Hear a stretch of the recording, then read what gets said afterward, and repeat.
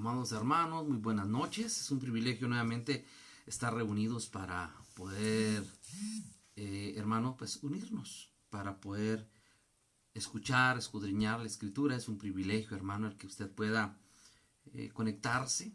Amén. Para nosotros es una bendición también el poder compartir la palabra, sabiendo que Dios ha sido fiel. De algo que nosotros podemos estar completamente seguros, hermanos, es de que Dios es fiel. Dios es grande en misericordia. Dios, hermano, cada día no nos deja de sorprender todo lo que Él hace por amor, todo lo que Él hace, hermano, para demostrar su misericordia, su amor, su gracia sobre su vida.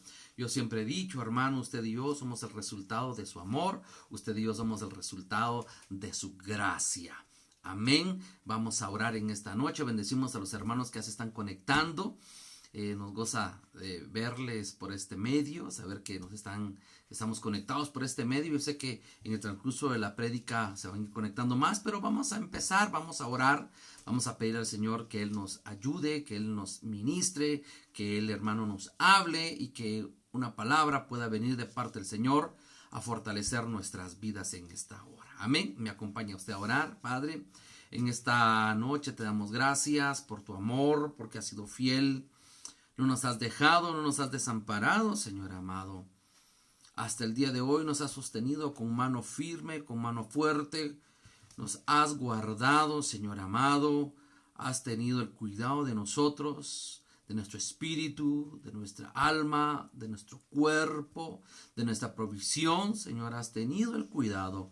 Por eso tenemos nosotros corazones agradecidos por lo que has hecho, Señor amado, lo que haces. Y sin duda alguna, Señor, también por lo que seguirás haciendo. Sabemos que es grande tu misericordia, es grande tu fidelidad. Oramos por cada una de las familias de la congregación que se están conectando, Señor, y por aquellos hermanos y amigos que se conectarán y mirarán este video, Señor, en los días.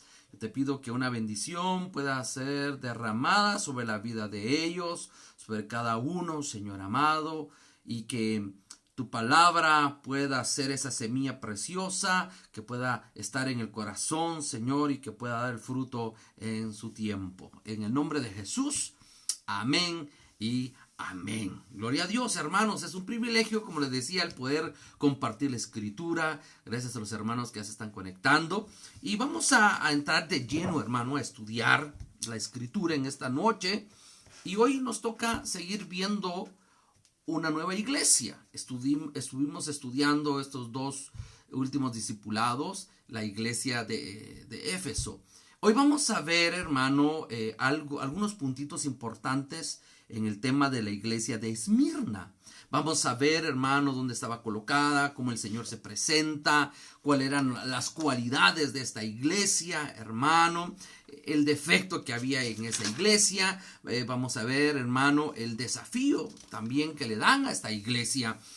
Y tenemos que ir viendo los contextos históricos, como hablábamos hace unos días, para comprender también en qué condición estaba en esa iglesia. Y usted se va a dar cuenta, hermano, que lo que se vivía en esos tiempos, hermano, no varía mucho la situación.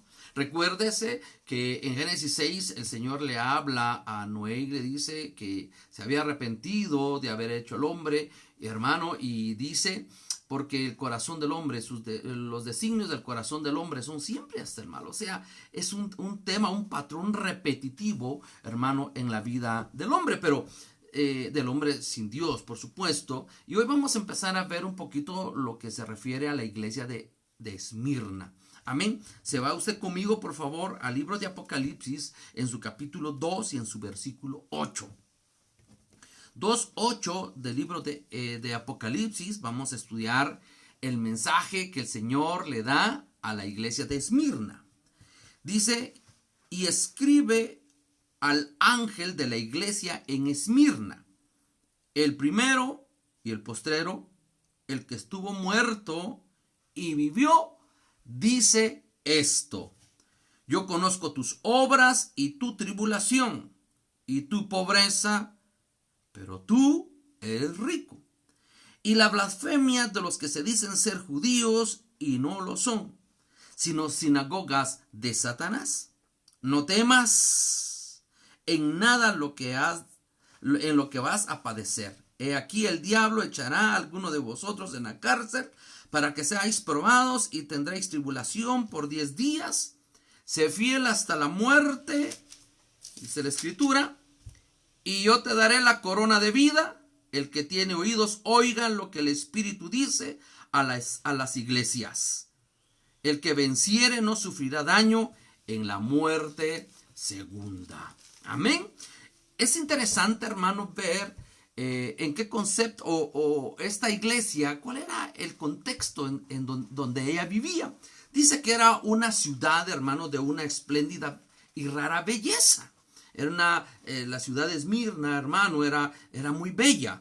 Situada, dice, en una amplia bahía, conocido por sus escuelas de ciencia y de medicina.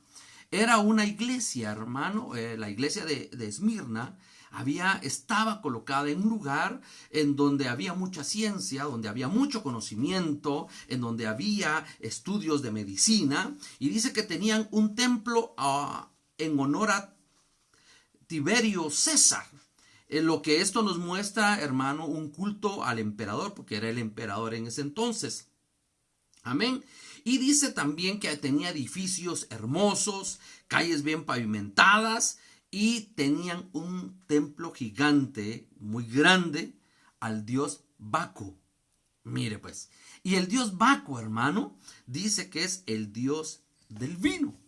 Entonces, ¿en qué circunstancias, en qué mover estaba la iglesia de Esmirna?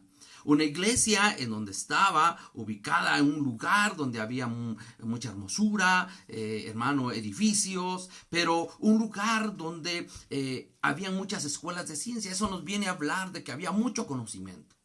Amén, pero conocimiento terrestre, conocimiento natural. Hermano, y habían templos para un emperador y para el dios del vino. Entonces, si usted se pone a pensar unos instantes, hermanos, si estamos hablando de que era el culto al vino, el culto al dios del vino, qué otras cosas sucederían, qué consecuencias traía o trae automáticamente esa práctica, ¿verdad, hermano? Y me llama la atención porque eso era lo que era el contexto, hermano, geográfico, el contexto social, cultural, religioso. Pero a mí me llama la atención algo, que investigando allí, hermano, Esmirna. Fíjese que Esmirna significa mirra. Amén. Y mirra, dice también, esa palabra se deriva de amargura o de aflicción, de estar afligido. Amén. Entonces, ¿qué nos habla esta iglesia? Si usted ya escuchó lo que el Señor le habla a esta iglesia, pues habla de una iglesia sufrida, una iglesia mártir le han llamado, una iglesia, hermano, que hacía frente constante, ¿a dónde? A periodos de tribulación. Esta iglesia, hermano, era una iglesia que en medio de todo lo que estaba pasando había tribulación, había cierto sufrimiento, cierta aflicción a la vida de ellos. Ahora, ¿por qué le cuento yo esto, hermano? Porque es interesante saber que siempre en nuestra vida va a haber un proceso de tribulación, de aflicción. Muchas veces no comprendemos nosotros, hermano, el tema, ¿por qué me está pasando esto? Y es normal, nuestra alma se abate, nuestra alma se aflige, hermano. Pero fíjese, hermano, que dice la Escritura que todas las cosas para los que amamos a Dios nos ayudan a bien. Todo lo que pasa en nuestras vidas, sin duda alguna, Dios hace o permite situaciones con el único propósito, hermano y hermana, de que sea perfeccionado algo en nuestras vidas, que sea purificada nuestra vida, que sea tratada, que sea, hermano, trabajada, porque sabe que usted y yo tenemos que llegar a la estatura del varón perfecto. Usted y yo tenemos que madurar, y muchas veces los procesos que vienen a nuestras vidas, que son dolorosos, son procesos que nos están permitiendo llegar a un desarrollo, a una madurez. Usted sabe que un hombre o una mujer, cuando están en edad del desarrollo, hay dolores y hay molestias, hay fricciones en el cuerpo por las transformaciones que está sufriendo el cuerpo. Así es también, hermano, en el tema espiritual. Para que nosotros podamos llegar a una madurez, para que nosotros podamos desarrollarnos, para que nosotros podamos crecer en el Señor, siempre, hermano, va a haber un proceso de tribulación. Sé, hermano, que hay muchas muchas corrientes, por ejemplo, una de las corrientes de la prosperidad y algunas otras, hermano, que le dicen, usted no puede estar en tribulación, usted reprenda la tribulación, las pruebas, usted no puede estar jamás en un periodo de probatorio o de pruebas de desierto, no, usted renuncie, eso no es de Dios. Hermano, la Biblia nos muestra que son necesarios muchas veces estos procesos porque llevan un fin. Y fíjese, hermano, que cuando uno empieza a leer esto es bastante interesante, porque ¿qué es lo que Dios estaba trabajando en esta iglesia? No era que Dios era malo, no era que Dios no la quería, hermano, no era que Dios era ajeno a lo que estaba pasando en esta iglesia. Lo mismo que muchas veces usted y yo podemos estar pensando, ¿y por qué me está pasando esto? Dios tal vez ya no me ama, Dios a mí no me escucha. No, hermano, hay siempre, hermano, un propósito, y eso es lo maravilloso en nuestras vidas, hermano, que tenemos un Dios de propósitos, un Dios de un plan perfecto, un Dios que tiene, hermano, un trayecto de tu vida, un Dios que tiene definido a dónde nos quiere llevar.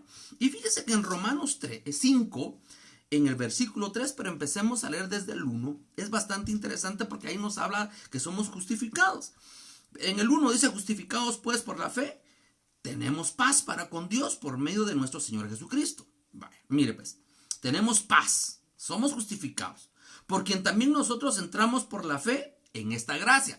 Tenemos gracia, o sea, tenemos paz. Amén. ¿Cuántos queremos la paz? Amén. Todos levantamos nuestras manos. ¿Cuántos tenemos y disfrutamos la gracia de Dios? Amén. Gloria a Dios. Y dice, en la gracia en la cual estamos firmes y no nos gloriamos en esperanza de la gloria de Dios.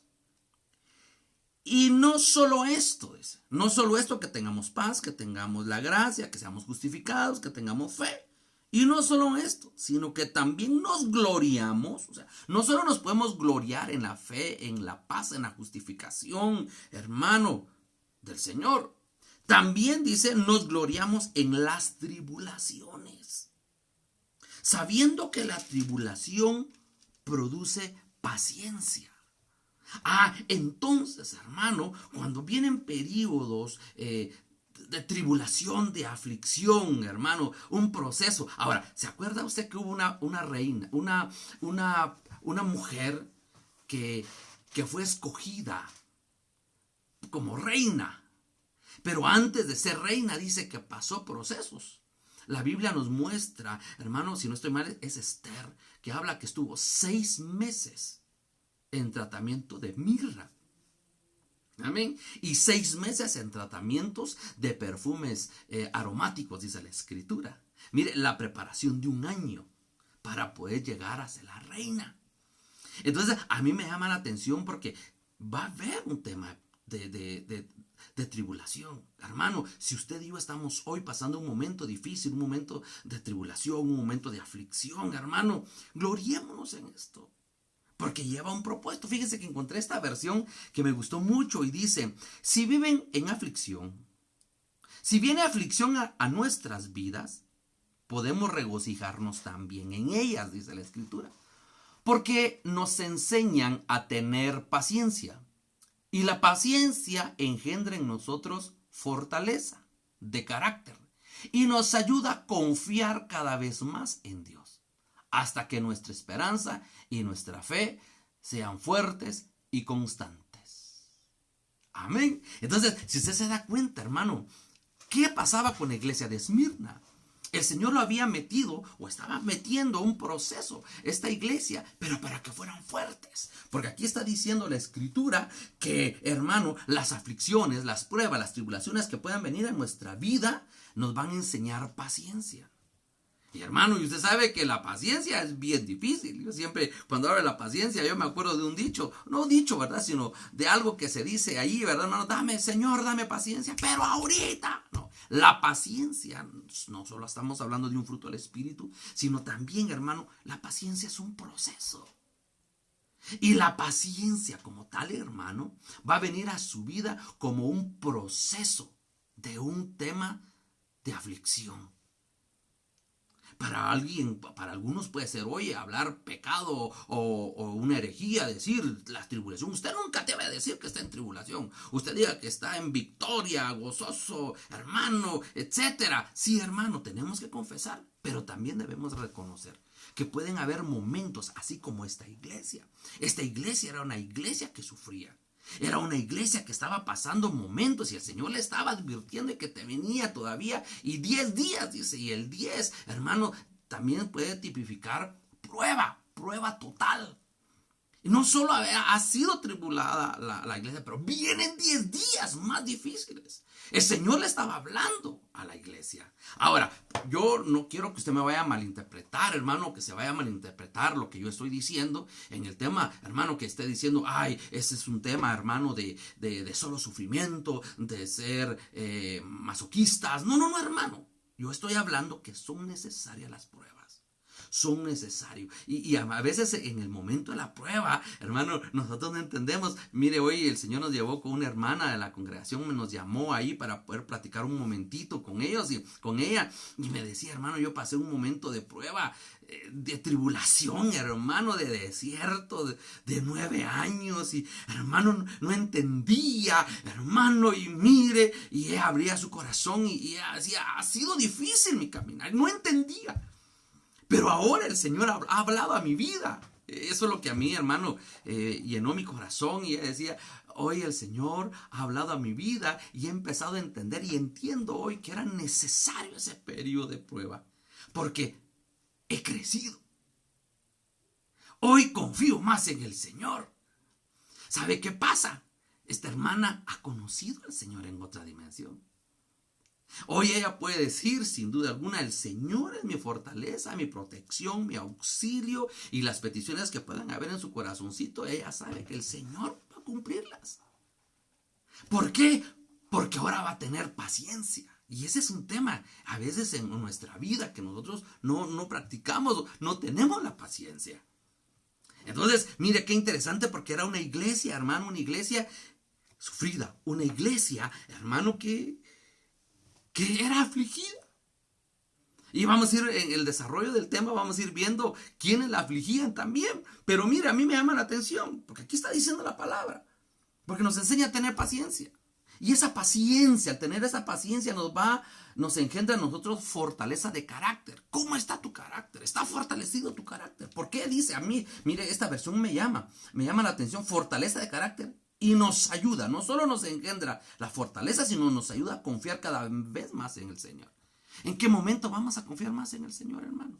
Si no es en el momento de la prueba, en el momento de la aflicción, en el momento del desierto, en el momento, hermano, que uno ya tiene que doblar rodillas y reconocer la grandeza del Señor. Señor, aquí está mi aflicción, aquí está el desierto, Señor, ayúdame. Ahí es donde nosotros vamos a aprender a confiar más en el Señor. Pero ¿hasta cuándo va a ser esto? Hasta que nuestra esperanza y nuestra fe sean fuertes y constantes. Entonces nos está hablando que a esta iglesia, su fe, su constancia, hermano, su fe y su esperanza no eran fuertes. Amén. Entonces hoy usted y yo tenemos que analizar cómo está nuestra esperanza y nuestra fe. Porque ¿cómo la van a fortalecer? ¿Cómo van a fortalecer esa fe? ¿Cómo van a fortalecer esta esperanza? Si no es a través de la prueba, a través de las circunstancias muchas veces difíciles que vienen a nuestra vida. Por eso, hermano, usted debe tener mucho cuidado. Porque a veces cuando alguien pueda venir a su vida y mire, estoy pasando una situación, no, usted está en pecado, usted es castigo de Dios. No, hermano. Por eso uno para ir a orar por alguien, hermano, no es nada más de ir, yo voy a ir a orar, no. Primero tiene que ir delegado del Señor, del Espíritu y de su cobertura. Y si usted va a ir delegado y si usted siente en su corazón es porque el Señor ya le confirmó algo. Porque uno va a llegar y dice, esta es una situación, Él está enseñando. Amén. Entonces, ¿qué le digo en esta hora? Hermano, que tenemos que ser fortalecidos hoy. Si usted está pasando momentos difíciles, hermano, es el momento de ¿qué? El momento, hermano, de fortalecernos, de ser constantes, de ser fuertes. ¿Cómo está nuestra fe en estos días? Amén. ¿Cómo está su fe? ¿Cómo está su esperanza en estos días? Por ahí leí algo ahora que es el confinamiento más largo porque entramos en mayo y salimos hasta junio, ¿verdad, hermano? ¿Cómo está nuestra vida? ¿Estamos realmente confiando en el Señor? Pero si muchas veces no hemos tenido los momentos difíciles, hermano, no vamos a poder entender y no vamos a poder saber, hermano, cuán grande es nuestro Señor. Amén. Entonces, mire, a mí me llama mucho la atención este texto, hermano, porque nos habla que también nos tenemos que regocijar en nuestras tribulaciones. Si ha venido un momento difícil de enfermedad, de escasez, un momento difícil, hermano, un desierto, no sé qué pueda estar pasando, su almita está atribulada, su almita está afligida, hermano, recuerde, también tenemos que glorificarnos en esto. ¿Sabe por qué? Porque esa prueba nos va a enseñar, esa aflicción nos va a enseñar paciencia, esa paciencia va a engendrar en nosotros fortaleza de carácter. ¿Para qué? Para que podamos confiar en el Señor cada día más y para que nuestra fe y nuestra esperanza sean fortalecidas y sean constantes. Ahora, si lo miramos en ese contexto, hermano, era un tema malo que venía a la vida de Esmirna. No, hermano.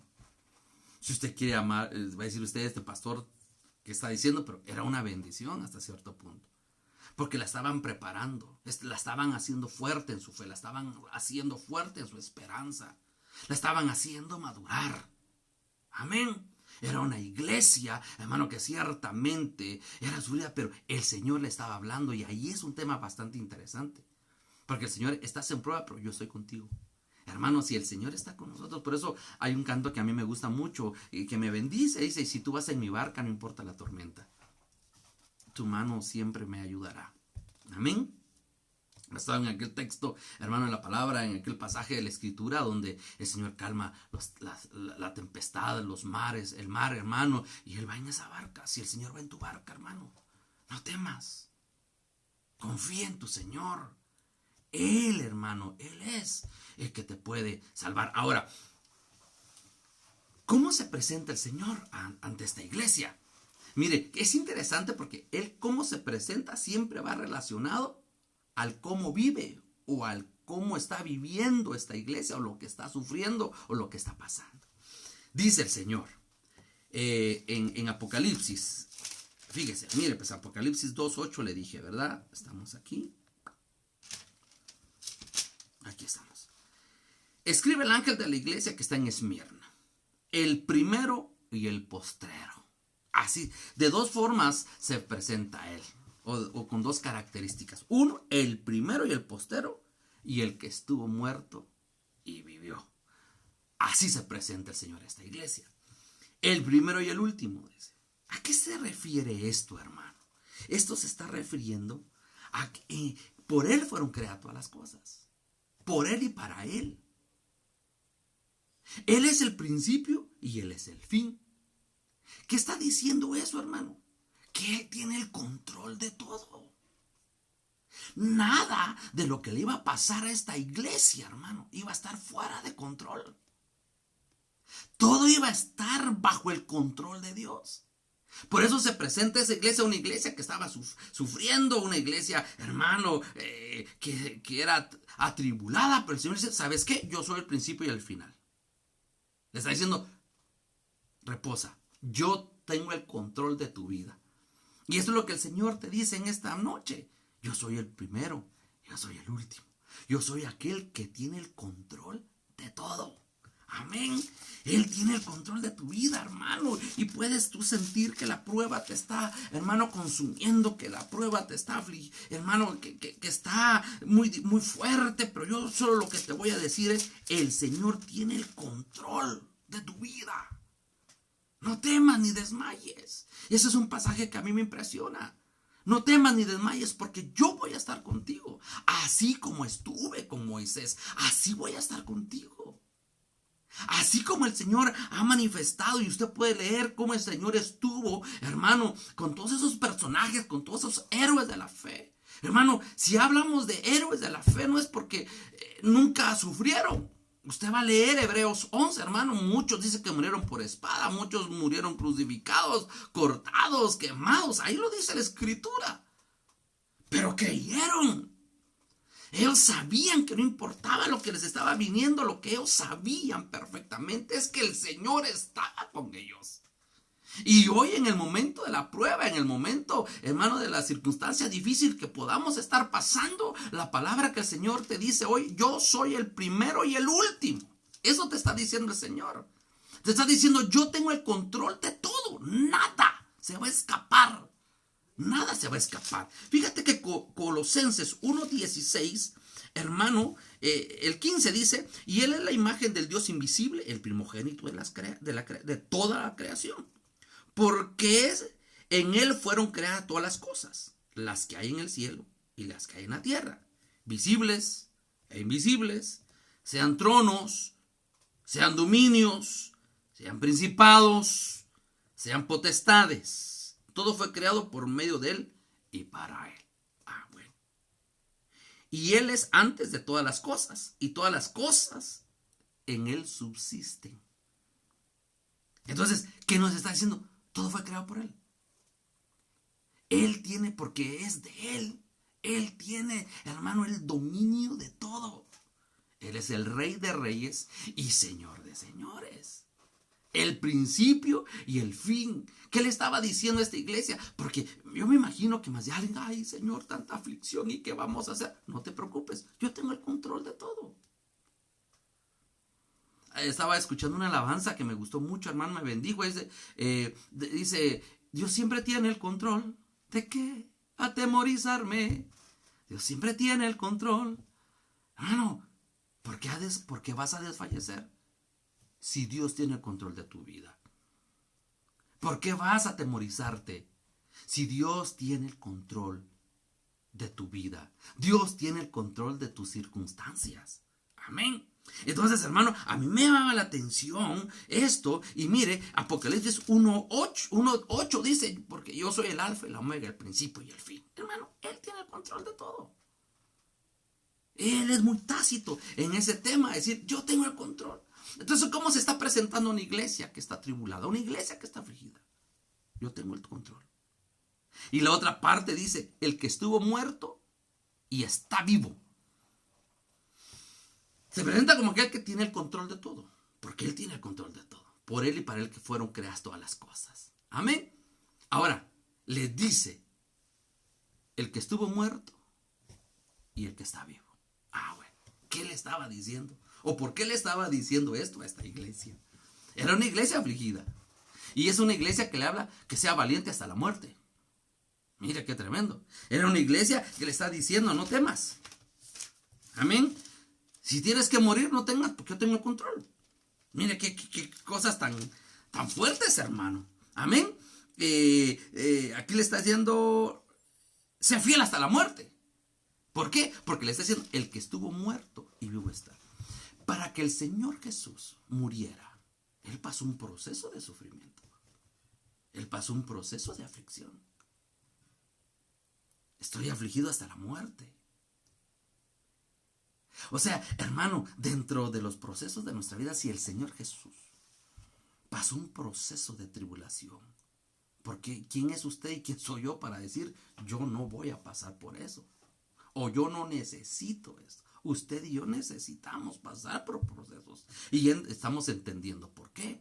Para que crezca, para que sea fortalecida nuestra fe. Para que crezca y sea fortalecida nuestra esperanza. Entonces tenemos que examinarnos cómo está nuestra esperanza. ¿En dónde está nuestra fe? Amén. Entonces habla el que estaba vivo. Y el que estuvo muerto y está vivo. Se presenta la iglesia como aquel que sufrió los dolores de muerte.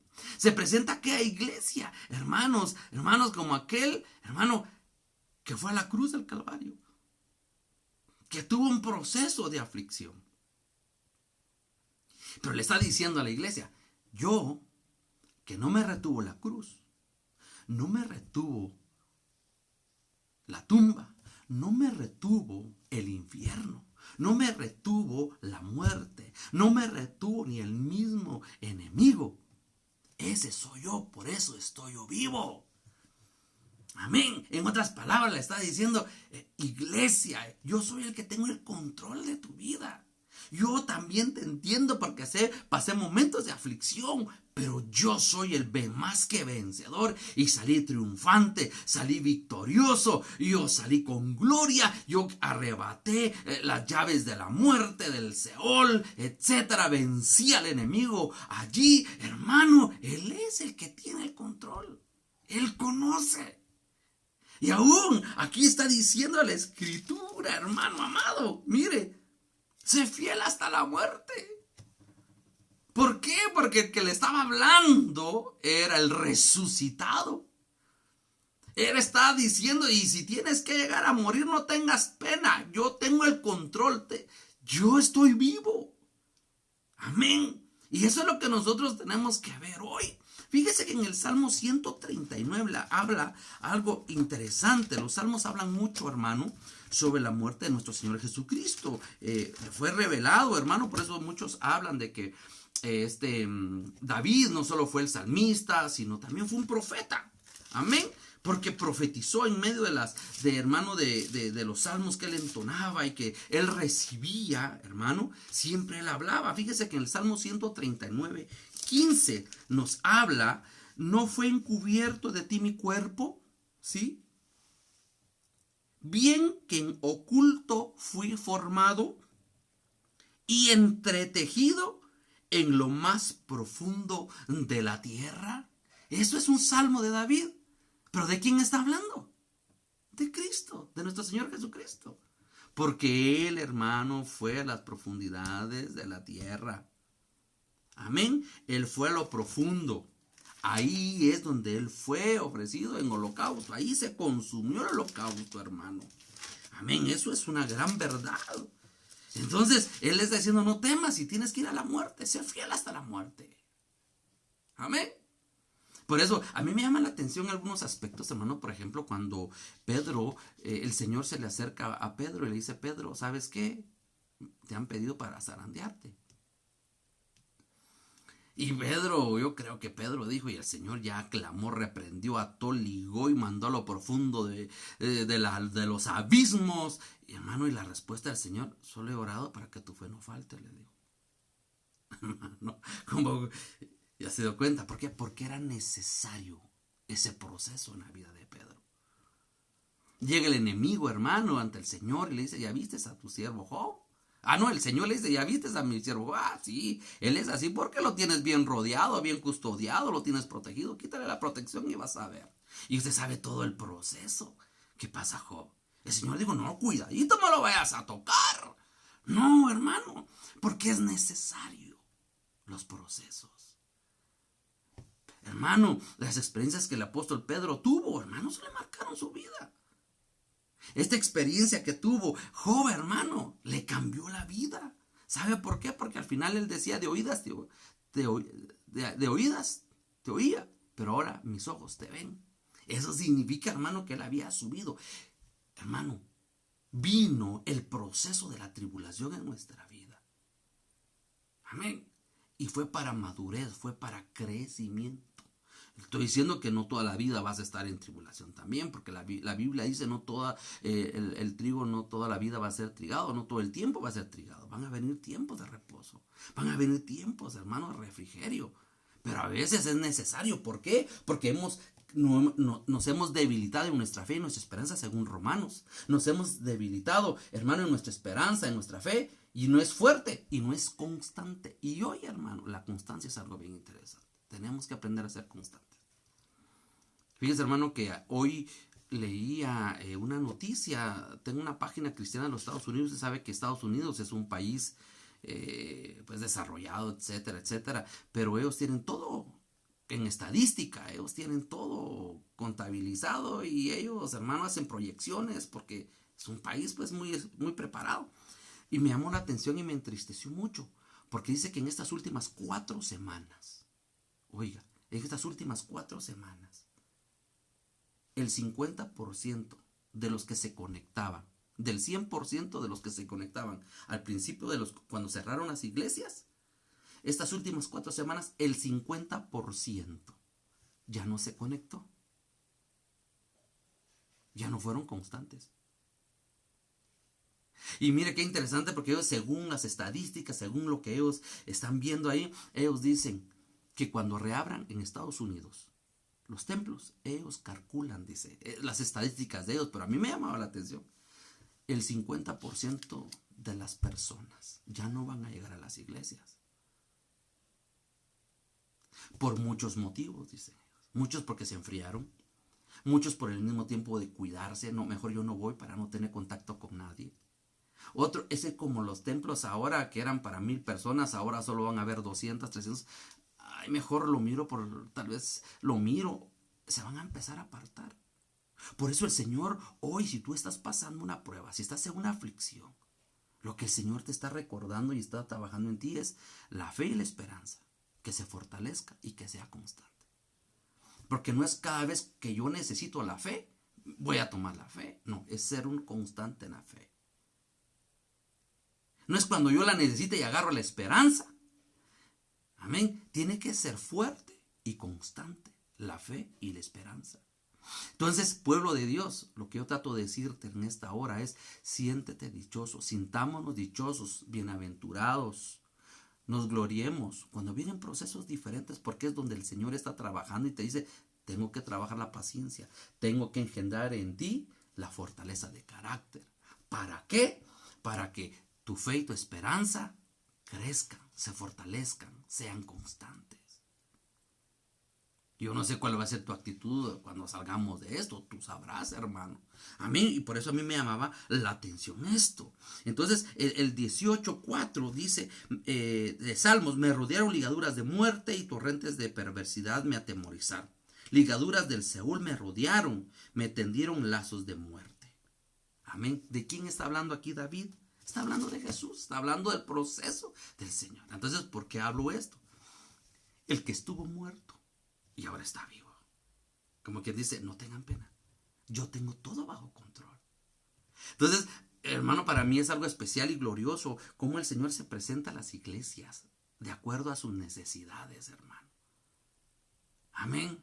De acuerdo a lo que ellos necesitan. Siempre hay una palabra de edificación, siempre hay una palabra de exhortación, siempre hay una palabra de fortaleza en medio de las circunstancias difíciles. Porque el Señor se presenta: yo soy el primero y el último, el que estuvo muerto y ahora vivo está. Mire qué manera de presentarse. ¿A qué iglesia? A una iglesia tribulada, a una iglesia que iba a pasar procesos de muerte. Le está diciendo: sé fiel hasta la muerte, no tengas pena, porque yo estuve muerto y resucité. Amén. Entonces, mire, qué interesante cómo el Señor se presenta. Bueno, entremos, y no creo que nos va a dar tiempo todavía de ver las cualidades de la iglesia de Esmirna. Son dos cualidades las que el Señor en este pasaje pues le dice. Sabe que es interesante, hemos estado viendo 6 características. Le dijo a la iglesia de Éfeso: conozco tus obras, perseverante, que no quería a los malos, no soportaba a los malos, descubría las mentiras de los que se decían ser apóstolos y no lo eran, etcétera, y algunas más que vimos, hermano. Y así como la iglesia de Esmirna, también el Señor miraba virtudes, también miraba cualidades. Y mire, la primera dice: yo conozco tus obras. Era una iglesia, el Señor conocía, el Señor sabía que en medio de la aflicción, mira, hermano, en medio de la aflicción tenía obras. En medio de la aflicción, hermano, trabajaba esta iglesia. No estaba acomodada en medio de la tribulación. Por eso, hermano, cuando venga un momento de tribulación, no te estanques. Porque el momento de la tribulación, de parte que el Señor permita en nuestras vidas, va a ser para desarrollarnos, va a ser para crecer, va a ser para madurarnos. No es para estancarnos, jamás, hermano, jamás.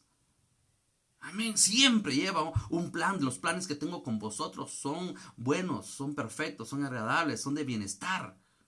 Amén. Aunque muchas veces tienen temas de aflicción, pero siempre el final, siempre el propósito, hermano, de parte del Señor es, hermano, la madurez, prepararte. Amén. En ese tema, hermano, podríamos también tocar un poquito sobre la iglesia de Esmirna, la iglesia que, déjeme entender así, tenía el bautismo de fuego. Usted sabe que hay 3 bautismos. La Escritura nos habla de 3 bautismos: el bautismo de agua, el bautismo del Espíritu Santo y el bautismo de fuego.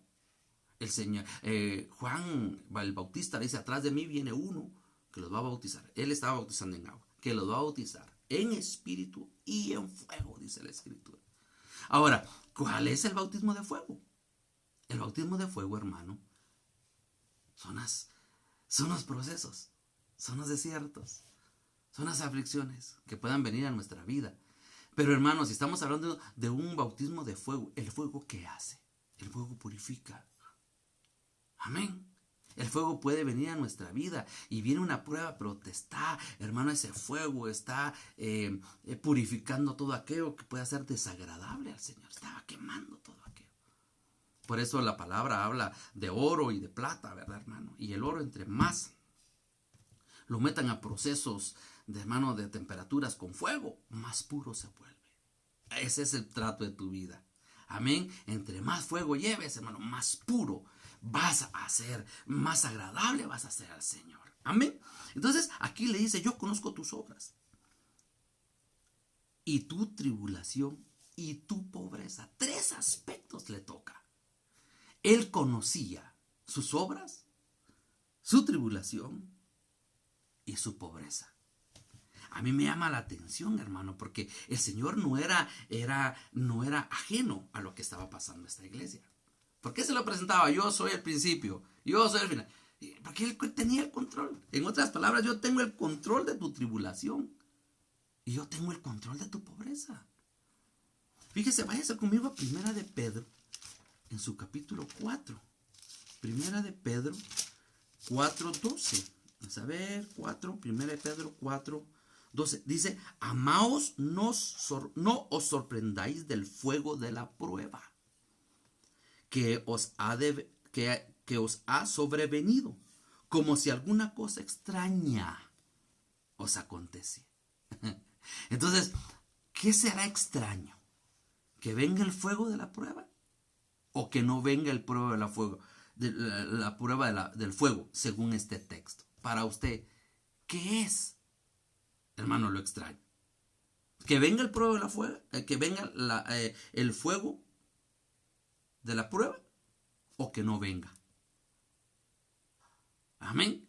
Aquí dice que no nos sorprendamos como cosa extraña cuando venga, porque es necesario. Porque es necesario, hermano. Amén. Si no dice, gozaos por cuanto sois partícipes de los padecimientos de Cristo, para que también en la revelación de su gloria os gocéis con gran alegría. Hermano, yo le he predicado, nosotros fuimos enseñados que lo mismo que pasó, el cuerpo físico de Cristo tiene que pasar el cuerpo místico. El cuerpo físico de nuestro Señor Jesucristo pasó tribulación, pasó situaciones difíciles, hermano. La pasión de Cristo, como le llaman, hermano, fue sufrimiento. También el cuerpo místico, hermano, tiene que pasar. Amén. Entonces, no es ajeno. Entonces, la tribulación no es ajena, hermano. Ajeno es si no le está pasando nada. Un siervo de Dios hace muchos años decía, si a usted no le está pasando nada, hermano, póngase a reflexionar si es hijo o no es hijo, decía. ¿Verdad? Entonces es interesante saber que el Señor conocía su tribulación. Pero algo que a mí me llama la atención aquí es 3 cosas. Yo conozco tus obras. Yo conozco tu tribulación y hemos estado hablando de la aflicción y todo. Pero también Él conocía su pobreza. Era una iglesia pobre. Y aquí no podemos hablar que era una iglesia pobre en espíritu. No, era pobre literal. Amén. Porque fíjese que encontré en esta versión, le voy a leer porque me pareció bastante interesante. Estoy hablando 2:8. Estoy al tanto, 9 dice, estoy al tanto de las obras que realizas. Sé que has sufrido mucho por el Señor y que eres pobre, aunque eres rico en el cielo. Amén. Entonces, hermano, ¿por qué le digo yo eso? Porque también tenemos que ir comprendiendo los parámetros bíblicos. Mire cómo la miraba el Señor y cómo lo miraban los hombres. Los hombres decían, esta es una iglesia pobre, de pobres. Pero el Señor la miraba una iglesia rica. ¿Por qué? Porque estaba siendo perfeccionada a través de tribulaciones, a través de aflicciones. Pero el Señor miraba que estaba siendo madurada, estaba siendo, hermano, desarrollada. Esta iglesia, yo creo, hermano, que literalmente era una iglesia pobre. ¿Sí? Aquí el Señor le está diciendo, yo conozco tus obras y tu pobreza, pero eres rico. ¿Por qué le hago solo ese comentario, hermano? Porque tenemos que ir viendo los parámetros bíblicos. Amén. No podemos decir, usted no es hijo de Dios si no tiene un carro. Usted, si usted no cambia carro cada año, el Señor no está con usted, porque a veces los hombres ponen parámetros, hermano, parámetros que están fuera de la realidad del Señor, de la Biblia. Ciertamente el Señor te puede prosperar económicamente, el Señor te puede dar eso, si de Él es el oro o la plata, pero eso no es una medición, hermano. Si tú no tienes carros es porque no eres hijo de Dios. Si tú eres un hijo de un rey. No, tranquilo, hermano, no es. Y ahí empieza el alma. Entonces yo no soy. Mire, y le voy a contar una experiencia, hermano, que a nosotros nos pasó. En una oportunidad, hermano, hace muchos años, estábamos pasando un momento bien difícil. Y mi esposa fue aquí a comprar a un lugar. Y llevaba 50 quetzales. Fíjese. Y fue a comprar cositas con los 50 quetzales. Y a pagar cuando apareció un pastor. De ahí, ¿verdad, hermano? Un pastor de aquí de Huehuetenango. Con 4 carretas. Mire, topadas, hermano. Y nosotros con 50 quetzales. Y le dice, ¿y cómo está el siervo? Y mi esposa ahí con su canastilla, sus 2, 3 cositas que traía bien. Qué bueno, hermano. Porque cuando Dios está en el asunto, le digo, mire esta abundancia. Imagínese, hermano, qué falta de sabiduría de este varón. Porque mi esposa no llevaba ni carreta, llevaba las cositas en las manos, ¿verdad? Y dice, yo tratando la manera de esconderla. Pero fíjese, hermano, y se vino, dice que se subió al carro y se vino llorando, Señor. Y si es cierto eso, pero si tú no nos respaldas. Y hermano ya vino aquí a la casa, aquí estábamos y me contó, fíjate que me pasó esto y esto y esto y esto y esto. De plano el Señor no está con nosotros. Y el Señor, y empezó una batalla porque el alma se aflige, hermano, eso es normal. Y hermano ya se puso a llorar, hermano. Llorando, oraba, clamaba, hermano. Y hermano, y ahí estábamos nosotros porque, Señor, ¿qué pasa? Y como el Señor es fiel. Mira, hermano, no habíamos terminado de chillar. Y principalmente mi esposa. Y tocan a la puerta. Mira, hermano, un testimonio para mí tremendo. Tocaban a la puerta. Una hermana. Y me digo, hermana, y salió mi esposa. Hermana, fíjese que necesito hacer una visita. Me urge ir a hablar con una persona, pero quiero que usted se vaya conmigo. Entonces ella se entró. Fíjate que la hermana fulanita dice que esto y esto y esto. ¿Me das permiso para ir? Andate, le dije, si se entiende bien el Señor, andate. Me voy a ir, me dijo. Agarraron y se fueron. Se fueron a otro lugar más grande donde estaba. Cuando le digo, mire, hermana, le digo, pero ¿de dónde vamos a orar? Si aquí me trajo usted a un supermercado. No, hermana, le digo, fíjese que la verdad le voy a decir, sentí en mi corazón comprarle algunas cositas. Hermano, mire, vive el Señor. Mi esposo salió con 6 carretas. Y nosotros sí nos sentamos. Hermano, el Señor está con usted. Y si vienen momentos difíciles, es porque el Señor está trabajando en nuestras vidas. ¿Pero por qué le digo esto? Porque aquí la iglesia está diciendo, tú eres pobre, pero eres rica. ¿Cómo estamos? El tema aquí es principalmente cómo nos mira el Señor en esos aspectos. Porque tú puedes tener un montón de cosas, vivir en la opulencia, y el Señor te mira, como le dice a la última iglesia, pobre desnuda. Ay, hermano, eso es tremendo. Entonces, aquí lo que está hablando la palabra, porque dice que pobreza, la palabra indica un estado abierto de pobreza, destitución, en la que estaba probablemente esta iglesia. O sea, estaba pasando momentos difíciles. Y mire, yo creo que una de las aflicciones, 2 aflicciones difíciles, muy difíciles hay, una económica y de salud. Creo yo que podríamos hablar, hermanos, bueno, ustedes tendrán su opinión, pero yo creo que una de las situaciones más difíciles que puede haber es una enfermedad o un tema difícil financiero. Pero esta iglesia había permanecido. ¿Por qué? Porque era una permisión de Dios. Y en la permisión de Dios era porque la estaban haciendo fuerte. Amén. Entonces, hermano, me llamaba a mí la atención esto. Y a mí me llama también la atención que dice que esta iglesia luchaba contra 2 fuerzas. Habían 2 enemigos ahí dentro de esa ciudad. Uno, la población judía, porque dice que a ese lugar llegaban muchos los judíos para apostatar.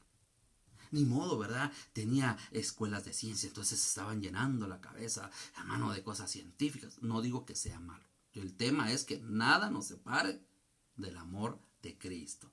Ni la vida, ni la muerte, ni conocimiento, ni lo alto, ni lo bajo, ni principados, ni ninguna cosa creada nos van a poder separar. O sea, el tema es que no nos separe. Pero hermano, ahí había un culto. Así como en Éfeso era un culto, hermano, a una diosa. Aquí tenían el culto a un dios. Allá era el tema sexual. Aquí era el tema, hermano, de vino, de licor, de embriagarse. Entonces, hermano, aquí esta iglesia, por eso la iglesia aquí, eres pobre, pero eres rica.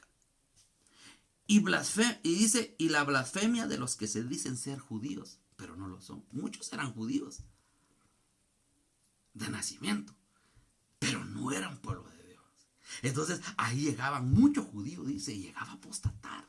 Se contaminaba, el ambiente era fuerte. Se va a dar cuenta que cada una de las iglesias hay ambientes fuertes. Es lo que yo trato de decirle o enseñarles en estos días, hermano, que los ambientes están fuertes. No sé si usted se ha dado cuenta cómo han estado los ambientes. Le contábamos hace unos días que hace como unos 6 meses hablábamos de esos vientos, hermano. Esto no es normal. Esto de los vientos, si usted se recuerda, en iglesia estuvimos platicando y mencionábamos eso, que era todo este alboroto de espíritus, de todo lo que ha venido, hermano. Porque no es solo el virus, es una cosa espiritual, se lo hemos dicho muchas veces, hermano. Y como que nos estaba el Señor preparando, tienen que ser fuertes porque se está levantando esto.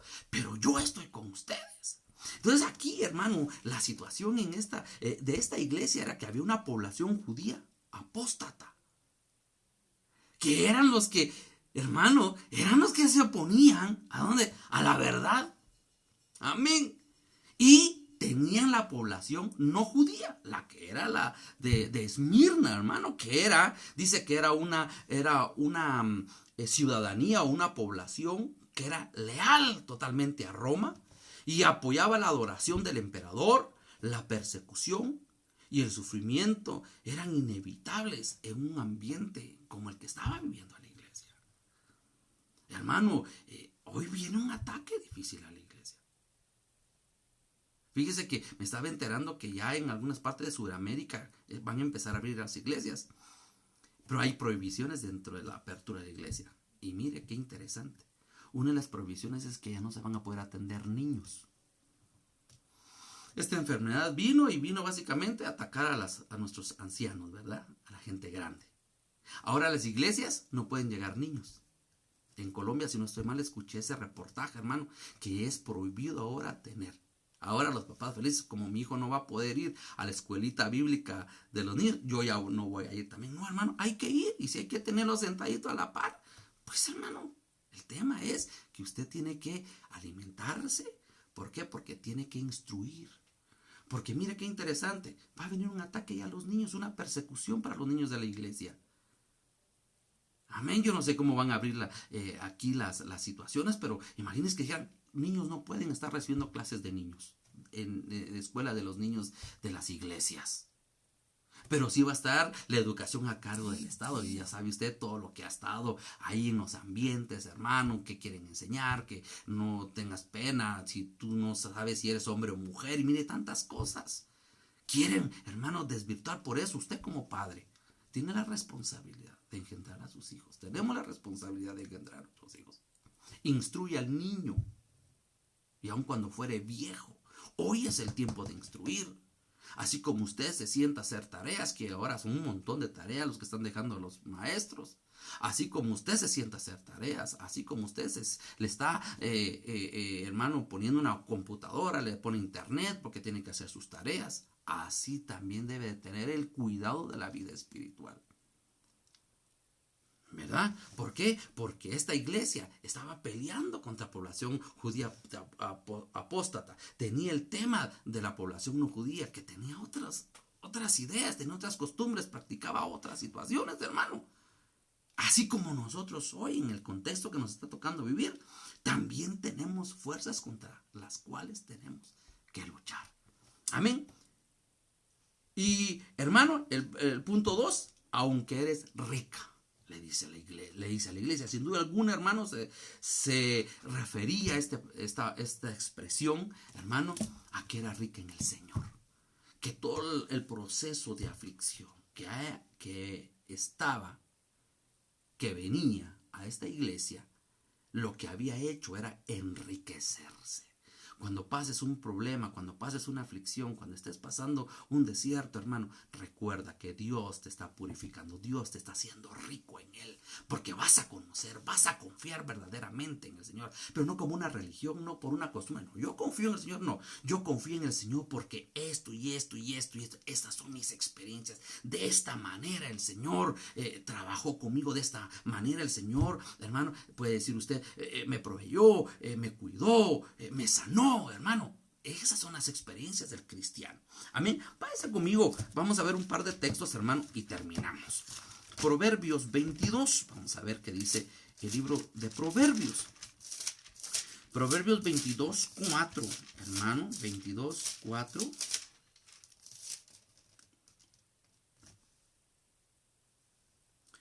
Riquezas, honra y vida son la remuneración de la humildad y del temor de Jehová. Puede ser que el Señor te dé las riquezas aquí en la tierra. Si te las da, qué bueno. Si no las da, qué bueno, disfrutémosla. Amén. Pero que no sea tu objetivo. Que sea una añadidura. Que no sea la bendición que estés buscando. Tú busca la bendición del Señor. Yo tengo que buscar la bendición del Señor. Amén. Y que Él mande la añadidura. Eso es diferente. Amén. Riquezas, honra y vida son la remuneración de la humildad y del temor de Jehová. Amén. Entonces tenemos que ver eso. Váyase conmigo a primera de Timoteo, primera de Timoteo, en su capítulo 6, primera de Timoteo, capítulo 6, 6:17. Vamos a ver qué dice, 6:17. Dice, y a los ricos de este siglo manda que no sean altivos, no pongan la esperanza en las riquezas. Ese es el tema, hermano. Dios nos puede bendecir, Dios nos puede, hermano, dar lo que jamás usted haya pensado. El tema es en dónde va a poner usted su esperanza. Amén. Porque si ponemos la esperanza en las riquezas, las cuales son inciertas, sino en el Dios vivo, que nos da todas las cosas en abundancia para que nosotros la disfrutemos. El Señor reconoce una iglesia, hermano, que era pobre, pero tenía una gran riqueza espiritual. Amén. Era una iglesia, hermano, una iglesia en la cual había procesos difíciles, pero una iglesia que a los ojos del Señor era una iglesia rica, era una iglesia que le estaba agradando al Señor. Y eso es lo que el Señor quiere que nosotros, hermano, aprendamos. Aquí nos vamos a quedar. Para el próximo, hermano, estaremos viendo el defecto de esta iglesia. Amén. Y el desafío que tuvo que enfrentar esta iglesia y qué es lo que nos trata, qué es lo que el Señor nos enseña a través de este pasaje y qué es lo que nosotros tenemos que aprender para poder seguir avanzando. Hermano, esta es una aflicción, esta es una tribulación, hermano, es una aflicción, es una tribulación la que estamos pasando.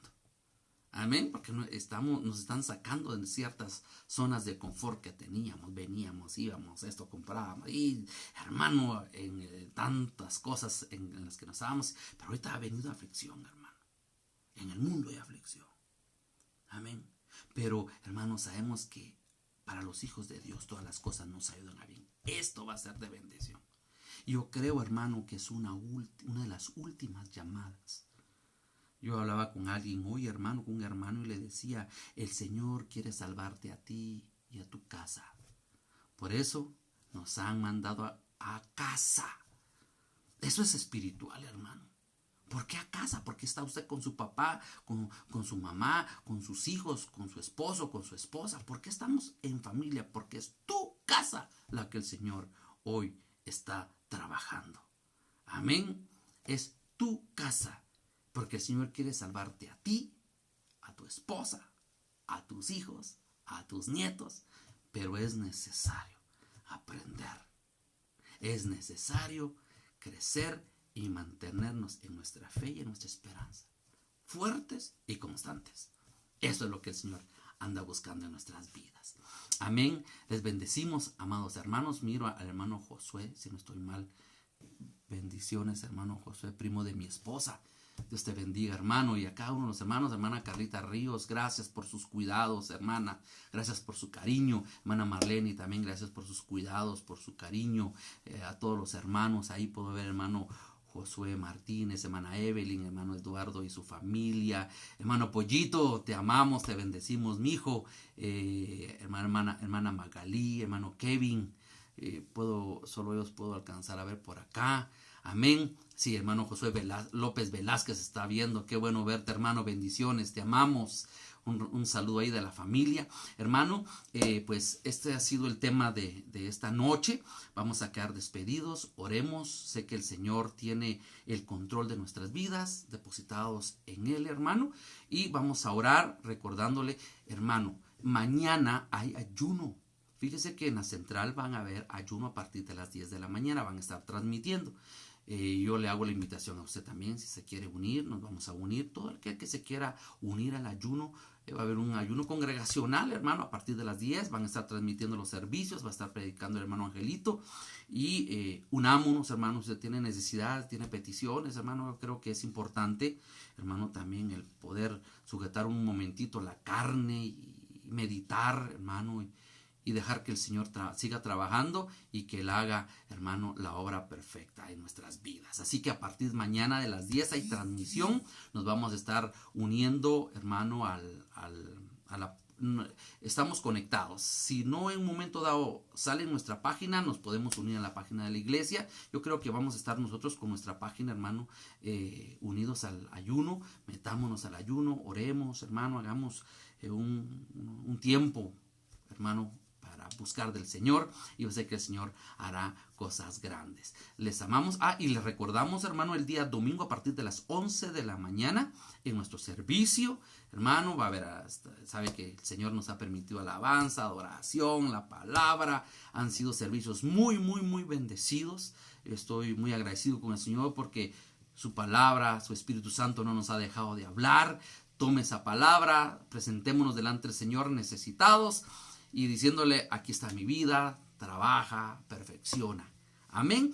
Vamos a quedar despedidos y vamos a orar. Y recuerdo, mañana 10 ayuno y el día domingo a partir de las 11 de la mañana ahí está nuestro servicio congregacional. Oramos, Padre, en esta noche. Bendigo tu nombre, Padre, porque eres maravilloso, eres misericordioso. Gracias por la vida de mis hermanos, Señor, que estuvieron conectados, por las familias, por cada uno, Señor. Tú conoces sus necesidades, tú conoces su aflicción, tú conoces si hay desierto, pero sabemos que tú vas con nosotros, Señor, y nosotros iremos de poder en poder, de victoria en victoria, de gloria en gloria, Señor, porque eso dice tu palabra. Ayúdanos a tener esa sabiduría, Señor amado, que nosotros podamos crecer, ser fuertes, Señor amado, en nuestra fe, en nuestra esperanza, fuertes y constantes, Señor.